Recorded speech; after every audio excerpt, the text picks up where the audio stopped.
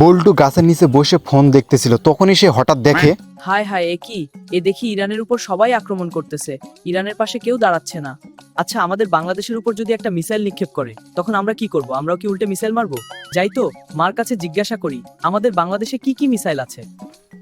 এইটা ভাবতে ভাবতে বল্টু তো সেই লেভেলে দৌড় দিয়ে তার মার কাছে যায়। বল্টুর মা বাড়ির উঠান ঝাড়ু দিচ্ছিল, তখনই বল্টু চলে আসে তার মার কাছে। মা, ও মা, মোবাইলে দেখলাম বাইরের দেশে যুদ্ধ চলতেছে। আচ্ছা, যদি ভুল করে আমাদের বাংলাদেশে একটা মিসাইল পড়ে তখন আমরা কি করব? আমরাও কি বাইরের দেশের সঙ্গে যুদ্ধ করব? হায় রে বল্টু, তুই এটা কি প্রশ্ন করলি আমারে?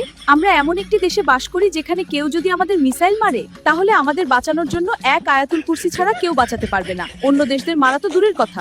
সারাদিন কাজ করে ক্লান্ত শরীরে বল্টুর বাবা বাড়িতে ফিরে। কি গো বল্টুর মা আর বল্টু, তোমরা কি নিয়ে আলোচনা করতেছো? আমাকে একটু শোনাও। সে কথা আর বলো না গো। তোমার ছেলে বলে বাংলাদেশের উপর কেউ মিসাইল মারলে আমরা তাদের সঙ্গে যুদ্ধ করব কিভাবে। আমিও বললুম বাংলাদেশের উপর কেউ যদি কখনো মিসাইল মারে তাহলে এক আয়াতুল কুরসি ছাড়া আমাদের দেশে আর কোনো প্রতিরক্ষা ব্যবস্থা নাই। আরে বল্টু, এই কথা, আমাদের দেশে মিসাইল তৈরি হয় না, মিসাইল চাষ হয়। মিসাইল দেখবা? চলো তোমাকে আজকে বাংলাদেশের মিসাইল দেখাবো। এটা কিভাবে সম্ভব বাবা? আমি জানি মিসাইল তৈরি হয়, মিসাইল আবার কেমনে চাষ হয় চলো দেখি। হ্যাঁ চলো দেখি। যাও সাবধানে। বল্টু এবং বল্টুর বাবা অনেকক্ষণ ধরে হাঁটতে থাকে। বল্টু তার বাবাকে বলে, বাবা আর কত দূর তোমার সেই মিসাইলের বাগান? এই তো বাবা, চলে আসছি কাছাকাছি, আর একটু গেলেই দেখতে পাবা। বাবা, তুমি আমাকে এটা কোথায় নিয়ে আসলা? এটা তো দেখতেছি একটা বাঁশ বাগান। এটা কেমনে মিসাইলের বাগান হয়? আরে বল্টু রে, এই বাঁশ ছাড়া কি আমাদের বাংলাদেশে আর কিছু আছে নাকি? আমরা তো সব সময় একে অপরকে বাঁশ দিয়ে থাকি সারা জীবন।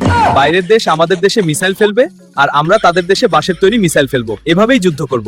এজন্যই কোনো দেশ ভয়ে আমাদের বাংলাদেশে আক্রমণ করে না, কারণ তারা জানে সব দেশের সাথে পারা গেলেও বাঙালির সাথে পাবে না।